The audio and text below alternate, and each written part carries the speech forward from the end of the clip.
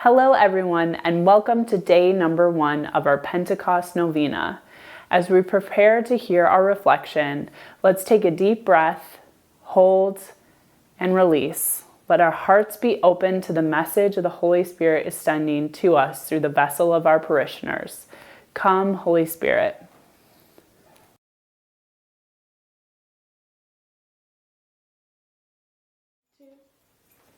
Hi, my name is Jyothy Puthumana. I've been a parishioner here for about 12 years.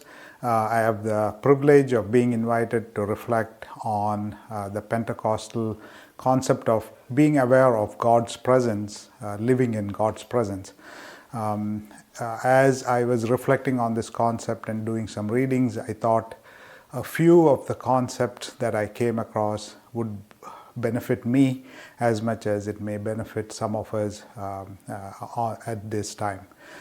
As one of the writers has mentioned, St. Francis de Sales, in his reflections of the relationship with God, has thought of it as a child walking with their loving parent down a path where the child is always holding on to the parent's hands as the child is exploring the flowers, the berries, the things around, always looking around, always exploring, but at times in between, looking up at the parent into his or her eyes, holding on to the hands. And this is the concept of being with God's presence, always exploring the boundaries, but at the same time reflecting on the presence of God at all stages of our lives. So this probably gives us a concept of, or gives me a concept of how to have God continually in our lives as we go through our pathways of life. As I was reading on this, the concept is not of finding something new, but of finding something that already exists within us, of the presence of God that is a divine light and presence as we go through our day-to-day activities, whether it's at work, with our families, or in our communities. The paying special attention to it probably gives us more awareness and brings a freshness of each experience that we experience to visualize and envision the divine presence behind us and makes it new and fresh of it. The goal would be to appreciate the beauty of God's presence in each of our interactions and actions. This form of relationship, as some of the writers have suggested, should be experienced through 3 probable concepts: concept of awe and wonder, at the same time of thanksgiving.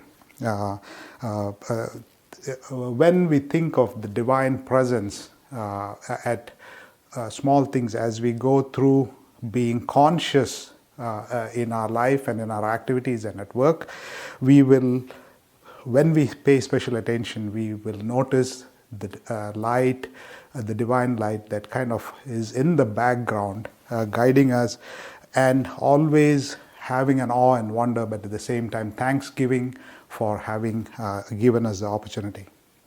The second concept of being alive in God's presence, as I was reading through it, is the concept of relationship. Having a relationship always means participation, and the presence of participation by itself, active participation by itself, probably implies a relationship with God. And for some of us, the participation may be through our actions at work, through our actions at home, or at community. And what can we do? We can we can pray for a deeper sense of relationship. And as one of the other writers says, we can actively seek it by staying awake and praying at all times. Coming to the reflection part of it, some of us find a presence of an image that brings us more connected to God's presence in our lives and being alive in that presence. But many of us find an imageless presence of God as being a concept that helps us feel the power and the presence, but without actually having putting a finger on the face or the presence. The writers who have suggested some concepts for us to connect with this or to benefit from this have suggested a concept of journaling or drawing or writing, taking some time to ourselves and thinking of what are the times in our life when we really felt God's presence. It is amazing that when we actually take time to sit and think and reflect on this, there are moments of awesome beauty and joy and love that we have not taken time to sit and reflect on. If we were to take some time to sit and journal some of these experiences, what is the moment that we felt the most loved or loving? What is the moment that we felt immense beauty? What is the moment of time when we felt fully engaged? How did those moments, what was God's relationship to you? How did God try to reach out to you? How did you try to reach out to God? This may give us an idea of how our soul is trying to reach out to God, or how God is trying to reach out to us. This may help us to build a framework on what we could potentially go on for the future. And the writers have suggested that when we reflect and identify such experiences, it may be a good idea to spend a few moments on those experiences and see what were the unique way the divine presence was behind us, the divine light behind the scenes. As we reflect, we realize that there are many of our lives are full of moments of inexplicable love and beauty. So I hope all of us have the time to sit and journal and reflect. This, I think, will really help us build on our faith. The last concept that I would just bring is the practical experience of contemplation as a way to help realize God's presence, but also build our relationship with God. The goal of contemplation, as I've been told and reflect, is not. It is to bring out the truth, and the contemplation has to be honest and courageous. So we find that it is not always, as we reflect on these, just like the world and the rest of our lives, it is not wholly good, and just as the world around us is not wholly good, but God's grace always is.